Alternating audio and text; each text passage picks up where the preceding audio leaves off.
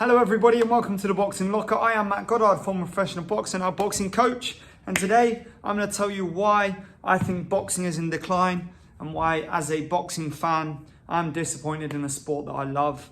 And as a former participant, a sport that has been my life since I was 11 years old. Money. Okay, the problem has always been there. The problem is exacerbated by the fact that we have so many sanctioning bodies, we have so many titles, and within each of those governing bodies, we have multiple world titles.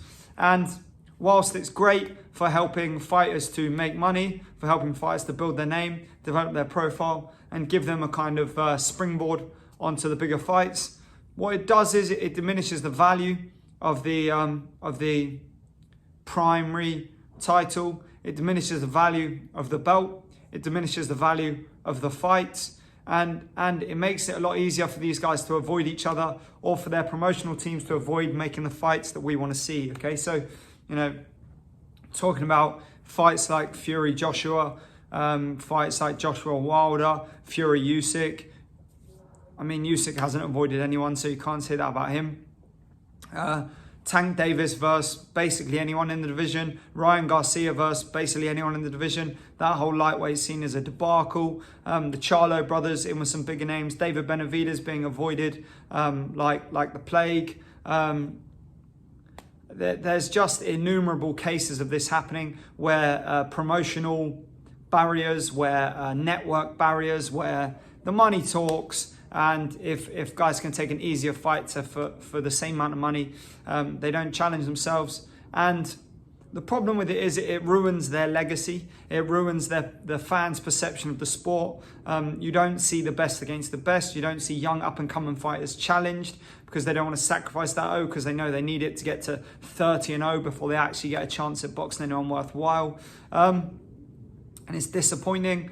It's progressively spoiling the sport. Is driving more boxing fans to have an interest in MMA, where the matches are more even, more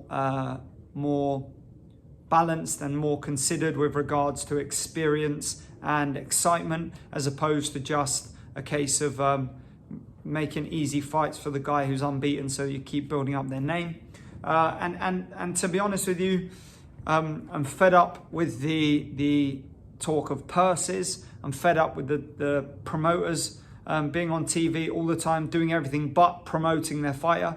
They're not promoting their fighters, they're promoting why their fighter can't box somebody or why they shouldn't box somebody. They're having issues with dates, they're having issues with venues, they're having issues with networks, all of these ridiculous issues that if they truly wanted to make these fights happen for their fighters would. Now, what I will say is I do not believe that the fighters themselves are the cause here. I do not believe that the fighters themselves are afraid to box anyone else. I think the issue 99 times out of 100 will fall upon the promotional team, the networks, because they want to maintain their cash cows for as long as possible, keep the money rolling in. And if there's no money behind a fighter, they don't want to risk the fighter that brings them money for the sake of no financial gain.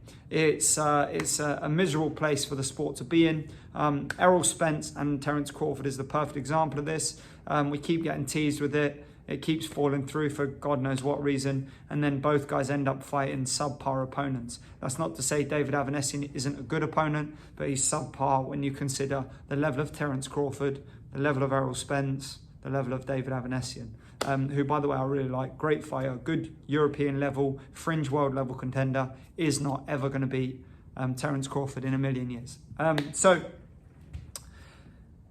it's a disappointing thing for me that I have to make this kind of video. I'm sure so many of you guys share the same opinions. I'm sure I've missed lots of fights that we want to see. Let me know those in the comments below. Let me know what fights you think should be made that aren't getting made, and who you guys feel is responsible. I'm sure there's loads of them. But it's definitely detrimental to the sport. It confuses fans. It confuses new fans who aren't necessarily kind of loyal boxing followers. And it makes it very difficult for people to be more interested in real boxing than they are in all of these YouTubers fighting, when those guys are 50-50 fights. And most of them, though both rubbish, are at least exciting to some extent. and there's familiarity. They're familiar with the fighters. They're familiar with the YouTubers, and so there's interest in these events. Meanwhile, you can't make a fight between Spence and Crawford,